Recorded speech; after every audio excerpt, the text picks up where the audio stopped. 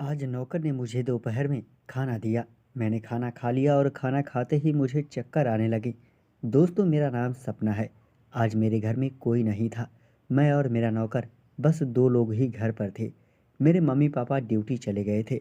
खाना खाने के बाद मुझे अजीब सा महसूस हुआ तो मैं बेड पर लेट गई। कुछ देर बाद नौकर मेरे कमरे में आया। मुझे बहुत तेज नींद आने लगी और मुझे कुछ धुंधला धुंधला सा दिखाई दे रहा था। तब फिर नौकर मेरे पास आया और पूछने लगा, क्या आप ठीक हो? मैंने उसे बताया कि मेरी तबीयत खराब हो रही है, प्लीज़ डॉक्टर को फ़ोन करके बुला दो।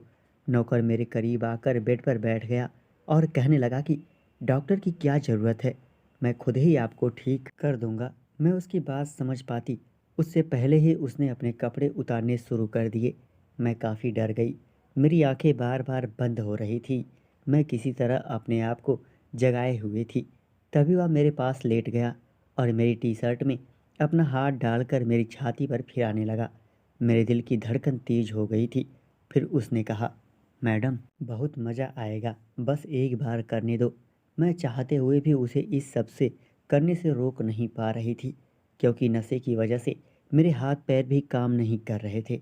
बस सिर्फ मैं होश में थी, बाकी हाथ पैर मेरे काम नहीं कर रहे थे। फिर मेरे देखते ही देखते उसने मेरी टी शर्ट उतार दी और कहा, मैडम आप बहुत ही ज़्यादा खूबसूरत हो। पहले ही दिन जब मैं तुम्हें देखा था, तभी से मेरा दिल आपके ऊपर आ गया था। और जिस दिन मैंने तुम्हारा पूरा बदन बिना कपड़ों के देखा था, तब से मैं तो एक रात भी ठीक से सो नहीं पाया हूँ। तब मुझे याद आया, मेरा शक सही था। उस दिन नौकर ही मुझे कपड़े बदलते हुए खिड़की से देख रहा था। फिर उसने मेरे शरीर को छूते ही कहा, मैडम देखो ना, कितना नाजुक व मुलायम है आपका शरीर, बिल्कुल कच्ची कली की तरह हो, जिसे मेरे सिवा आज तक कभी किसी ने छुआ नहीं है। मैं उस वक्त से ठीक से बोल भी नहीं पा रही थी। उसे ऐसा ना करने से बार बार बोल रही थी, पर उसको मेरी एक बात पर फ़र्क नहीं पड़ता। और फिर उसने मेरी पैंट भी उतार दी।